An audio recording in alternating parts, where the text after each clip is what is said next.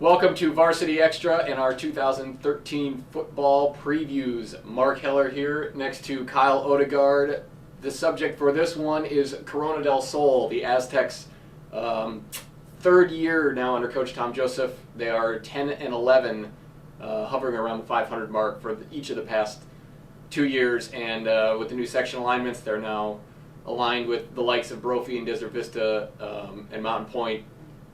So it's going to be difficult. 3 starters back on each side of the ball. It's been a long journey the last couple years for the Aztecs. The numbers have declined for any number of reasons. And it's been competitive at times on the field and other times not so competitive off the field. And I get the feeling this season might very well follow that suit. What do you think?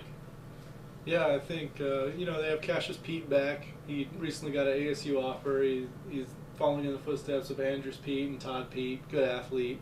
He'll be good. Tevin Mayfield, wide receiver, he'll be good, but definitely a lot of question marks. Like you said, they've been hovering around 500. I don't expect them to be much higher than that this year. Yeah, and their section schedule is pretty difficult, obviously, with Brophy and Desert Vista and Mountain Point among. They've also got Dobson in there as well. Their freedom games are a little more, probably a little more competitive for them, the likes of Buena and Skyline and schools like that. So they do have a chance to hang around the 500 mark. I'm not sure if that's going to be enough to get into the playoffs. I've got them. I think they're going to go 4-6. And they've got Mesquite in there as well, which is now a Division II school, but Mesquite's got a couple of pretty good players back as well. I'm not so sure how well Corona's going to work out offensively. I guess that's my bigger concern, at least with this group. I think they're going to be fairly well coached because I think Tom Joseph is a good coach. But the talent and the numbers are just, to me, not there to keep up with some of the bigger boys that are in Division I. Well, it's no fun because I said 4-6 as well. When we're agreeing, this is bad news.